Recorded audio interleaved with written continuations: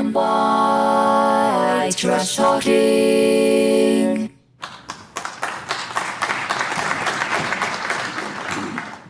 Hello everyone, I'm Doug Johnson. I'm White Trash Talking. So a short while ago, the U.S. bombed 3 nuclear sites in Iran, the Fordo fuel enrichment plant and the nuclear facilities at Natanz and Isfahan. The entire escalation and buildup for the past year for war against Iran seems to me like deja vu all over again. What do I mean by this? I'm 66 years old, and my memories go all the way back to when the U.S. was waging war against Vietnam. I've seen a pattern of behavior emerged, played out again and again by the U.S. government, that's not only predictable, but seemingly unavoidable. And specifically, there are striking similarities between the build-up to the war in Iraq and recently Iran.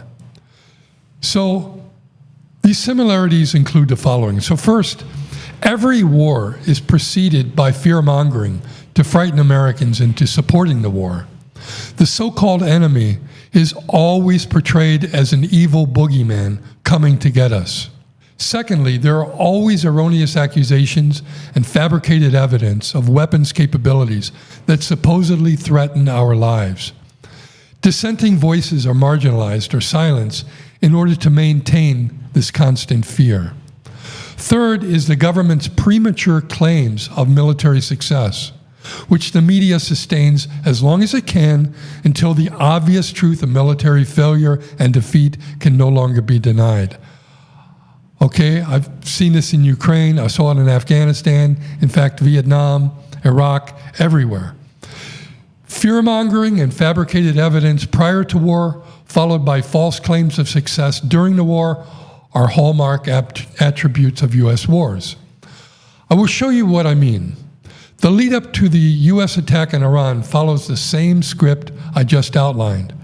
Here's a montage of politicians over time spinning pre-war propaganda. Today, into this interdependent world has come a threatening force, the force of aggressive communism. It is cunning. It is godless. It aims to destroy all freedom, and most of all, yours and mine, because America is its final and chief target. Vietnam is also the scene of a powerful aggression that is spurred by an appetite for conquest. It is the arena where communist expansionism is most aggressively at work in the world today, where it is crossing international frontiers, where it is killing and kidnapping, where it is ruthlessly attempting to bend free people to its will. I would rather see my little girls die now, still believing in God, than have them grow up under communism and one day die no longer believing in God. Yes, let us pray for the salvation of all of those who live in that totalitarian darkness. Pray they will discover the joy of knowing God. But until they do, let us be aware that while they preach the supremacy of the state, declare its omnipotence over individual man, and predict its eventual domination of all peoples on the earth, they are the focus of evil in the modern world. Neither the United States of America nor the world community of nations can tolerate deliberate deception and offensive threats on the part of any nation, large or small. Every statement I make today is backed up by sources, solid sources. These are not assertions. What we're giving you are facts and conclusions based on solid intelligence. Saddam Hussein and his regime have made no effort to disarm as required by the international community. Saddam Hussein and his regime are concealing their efforts to produce more weapons of mass destruction. At this hour, American and coalition forces are in the early stages of military operations to disarm Iraq, to free its people, and to defend the world from grave danger. The deadline for attaining this goal is getting extremely close. And Iran, by the way, is also outpacing Iraq in the development of ballistic missile systems that they hope will reach the eastern seaboard of the United States within 15 years.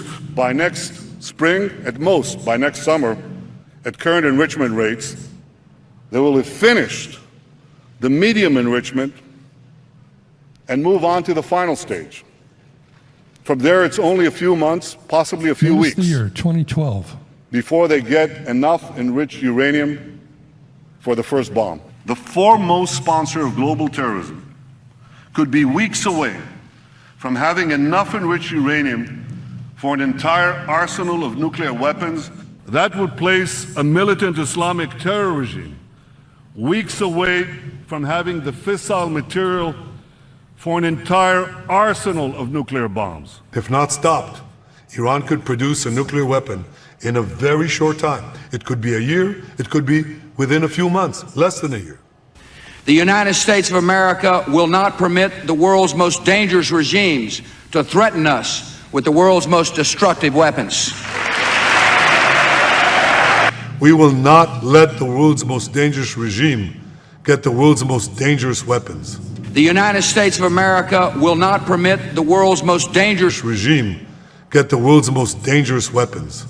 The propaganda is so precisely scripted that one politician can finish the sentence of another.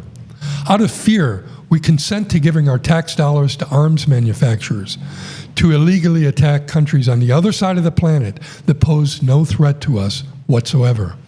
The same lies used to justify the Iraq War were now used for Iran. It's the same script. In both cases, dissenting voices were ignored. Here is Scott Ritter, a U.S. Marine major and intelligence officer who served as a head weapons inspector in Iraq from 1991 to 98, giving a press conference prior to the Iraq War in 2003. Iraq has been disarmed fundamentally. Their weapons programs have been eliminated. And if we got weapons inspectors back in, you can ensure that these weapons programs would not be reconstituted. Iraq has no capability today to project meaningful military power outside of its borders. Iraq poses no threat to any of its neighbors. It does not threaten its region. It does not threaten the United States. It does not threaten the world. And it turns out that Scott Ritter was correct, and the U.S. waged war on false pretenses, causing the deaths of over 1 million Iraqis. Here's Tulsi Gabbard, Director of National Intelligence today, testifying before Congress just 3 months ago. The IC continues to assess that Iran is not building a nuclear weapon, and Supreme Leader Khamenei has not authorized the nuclear weapons program that he suspended in 2003. The IC continues to monitor closely if Tehran decides to reauthorize its nuclear weapons program. Trump dismissed her assessment, saying, quote, "I don't care what she said," end quote. Trump also posted this message on his Truth Social account just hours after the attack on Iran. This echoes the mission accomplished speech just 43 days after the initial attack in Iraq. Nearly 5,000 U.S. soldiers died after Bush's false claim of victory. How many soldiers will die now? Now I want to play a clip of Kareem Dennis, also known as Loki, who gained fame as a rapper and who is now a rising political analyst and commentator. Here he describes in detail who is driving this war with Iran. If you look at United Against the Nuclear Iran, a key lobby group that's been working for a very long time to push the United States into war with Iran, this organization is literally led by Jeb Bush, the brother of George Bush. Who else is in the leadership position at this organization? Mark Wallace, who was the US ambassador at the United Nations at the time of the Iraq War. Who else is involved in the organization? Mir Dagan, who was the head of Israel's external intelligence agency, Mossad, at the time of the Iraq War. So what you see is the neocons refusing to die and pushing around someone like Donald Trump, who has really misled his base. His base voted for him on the basis that he was not the same as these individuals. But the neocons have stayed in place and continue to push him around. This helps explain why the playbook is so similar between the Iraq and Iran wars. The exact same people are involved. We have Jeb Bush, the brother of George Bush, Mark Wallace, who is the ambassador to Iraq in 2003, and Mir Dagan, who was an Israeli spy and then head of intelligence in Israel. And he's passed away, but he was one of the founders of UANI, United Against a Nuclear Iran, the organization really pushing for this war with Iran. So this does not bode well, given how disastrous the Iraq war turned out to be. Let's continue with Loki's assessment of the major players behind the Iran war. Studied his list of funders, and actually I think there was a mistake made by many on our side by focusing solely on the Adelson money. While the Adelson money was the second largest funder after Elon Musk, really a plethora of Zionist money, of Zionist funders were involved in this campaign for Trump. And so ultimately it's viewed that they are coming to collect. They view him as indebted to them. And part of his sell to them was, I gave you Jerusalem. I gave you the Golan Heights. I gave you everything on a silver platter. Now, what Trump was meant to do was give them Gaza, give them the West Bank, and give them Iran. And with giving them the West Bank, give them Al-Aqsa as well. Now, he can't even give them Gaza. Okay, Miriam Adelson, wife of Sheldon Adelson, a longtime top donor of the Republican Party, gave Trump $100 million in 2024. Trump was flooded with Zionist money for his presidential campaign and must now deliver for them what they bought. Loki asserts they bought Gaza, the West Bank, and Iran. He might be right. If you remember the way Trump talked about Gaza, we own Gaza, it seems like Trump has been, he's ripe for this kind of thinking. Forget democracy. There's nothing democratic about the system whatsoever. The people can't stop the continuous wars because they are not represented in government. They have no voice, no power, at least no power in terms of foreign policy. Okay, so what can we expect from this U.S. war against Iran? This is Loki's assessment of the likely possibilities.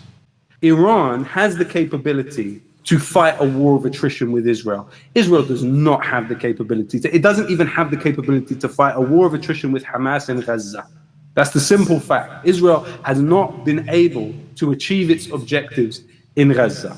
It wasn't able to achieve its objectives in Lebanon. So are we supposed to believe that Israel can achieve its objectives against the 17th largest country in the world, with a landmass the size of Western Europe, with a population of 100 million people, that has been preparing for this point? It's not going to happen. So the United States either needs to get involved in a major way, which of course will lead to the shutting of Bab al-Mandeb in the Red Sea, the shutting of Strait of Hormuz, the disabling of the oil platforms in the region, and the paralyzing of the global economy. So that is the choice for Trump. He has that choice. Either he disciplines Israel, forces it to retreat, or submits it to the fate that it has built for itself in this region, surrounded by people it has wronged, surrounded by people it has oppressed, surrounded by literal siblings of people it has murdered and killed to exist, or he accepts the collapse of the global economy. That's the choice which sits in front of Donald Trump today, and why this is an impossible equation for them, and a circle that they cannot square. Obviously, Loki made this prediction before the U.S.'s attack on Iran, so we know that Trump caved to the Zionist pressure. We also know that Iran is closing access to the Strait of Hormuz and will likely fortify the Houthis' closure of the Al-Mandab Strait of the Red Sea. We will see shortly what effects this all has on the global economy. I believe it will get much worse before it gets better. Hopefully, saner voices will intervene and guide Trump to a more rational and moral position. I condemn the U.S. attack on Iran, and I stand with the majority of the good people of the world who don't deserve the U.S.'s bullying and are ready for world peace and prosperity. Okay, thank you for listening. Thank you for joining me. Please like and subscribe, and I'll see you next time. Bye.